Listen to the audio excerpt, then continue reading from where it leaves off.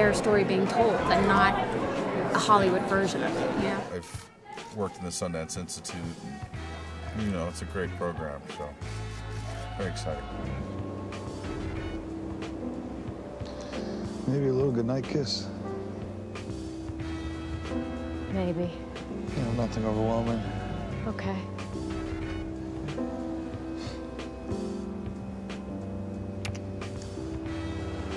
Nice.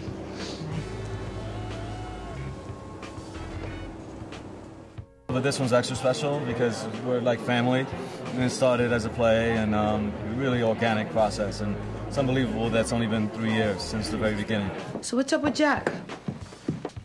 He was upset about a guy at the MTA office. Wouldn't give him an application because he was a minute late. He needs to hook up. It's time. It was challenging because we had to make it different. We definitely couldn't rely on what we did on stage and make it fresh and spontaneous, and Phil was really great in reminding us of that. I directed a lot of plays. It was the first film, and I had a ball. I really liked it.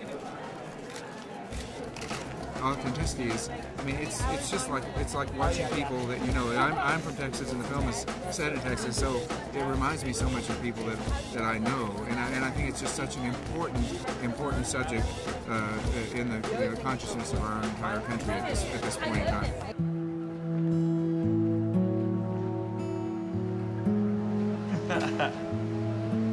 James.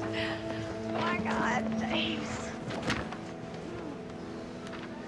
Discouragement from all angles of, you know, a movie like this will never get made, a movie like this will never get sold, no one will, you know, these movies aren't making money about soldiers, and you know, he didn't waver, you know, he just had such a clear vision of one story that he felt passionate about, and the further along it got, we all got so invested in it, and it became personal, and it wasn't just about like make a movie and get to Sundance, it was about make a movie that speaks to a very important audience, and that speaks to someone's experience, you know, and an experience that people are experiencing right now and will be in the coming years, you know. They treat you well over there? As good as expected. Get you some terrace? Jack, cut it out. You're so stupid.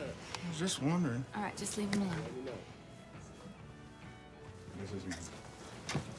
Through the course of making this movie, I've met so many guys that have fought in the war and have come home, and many of which have PTSD, and they have touched my life deeply. And it really, the whole story came out of, you know, a deep concern and empathy for what was happening. The armed forces and the men and women who serve our country actually hold a very special place in my heart, and I wanted to do a role that shine a light on something that they go through, you know. So for me, it was really exciting to take a role that somehow can shine a light on something that can, you know, give back to those men and women who work so hard unconditionally for us.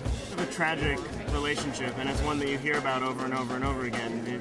Soldiers coming home, and the person that they grew up with, they feel like they don't know, or that their friend doesn't understand them anymore. And it's not as if their friend doesn't want to try to understand, but there's just something that you see in the difference between Ryan's relationship with Wilmer's character. They went to war together, and so they understand without having to talk about it, you know, what they went through. So anyway, it's a really interesting film. I'm excited to be part of it. Ray! Go. ¿A dónde vas? I love you, baby! I'll see you in a few days! It's gonna be a few days, right? I don't know, we'll see.